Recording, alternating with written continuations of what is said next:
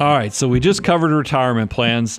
The next big legal loophole on how to avoid taxes is actually by investing. Now, this is one, Bo.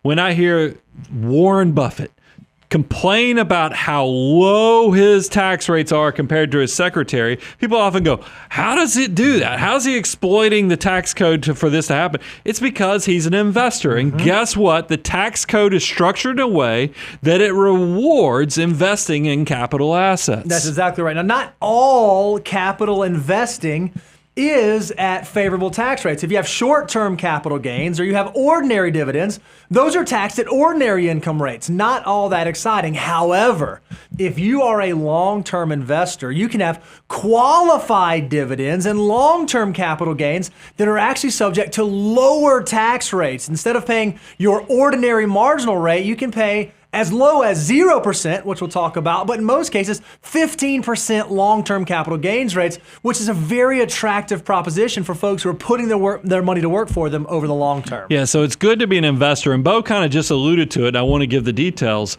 If you're a person who's either lower income or you've done a great job of structuring your income, especially in retirement, they do have a carve-out for capital gains if your income for a married couple is below $89,250 or $44,625 for single individuals, to where you actually pay a 0% capital gains rate. That's huge. Not a misstatement. 0%, meaning tax-free capital gain distributions if your income is low enough. It's amazing. Another thing that you can do from an investing standpoint is if you recognize, hey, I'm a long-term investor, and different market environments provide different market opportunities to me, tax loss harvesting might be something you want to take advantage of. Even as we've seen some volatility over the past year and then even over the past couple of weeks, you may decide, you know what, I've had capital gains that have come through this year. Perhaps I should sell some of my lost positions to offset those gains, because it's not incredibly difficult to zero that out throughout the year. And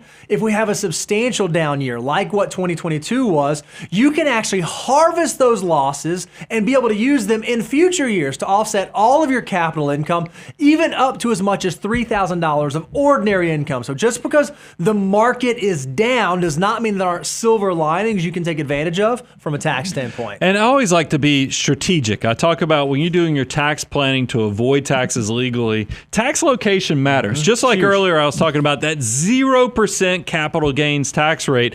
How do you actually make that work if you've been earning a great wage through your working years? Potentially you can use it in retirement. It's not uncommon for us to find people who leave the workforce, no longer have wages, but if they have their three pots of money. If you think about the three baskets of money that you can have tax deferred, which is your employer contributions, as well as your contributions that you took the tax deduction now. You can have your tax free, like your Roth contributions that grew tax free. And then you got your after tax accounts.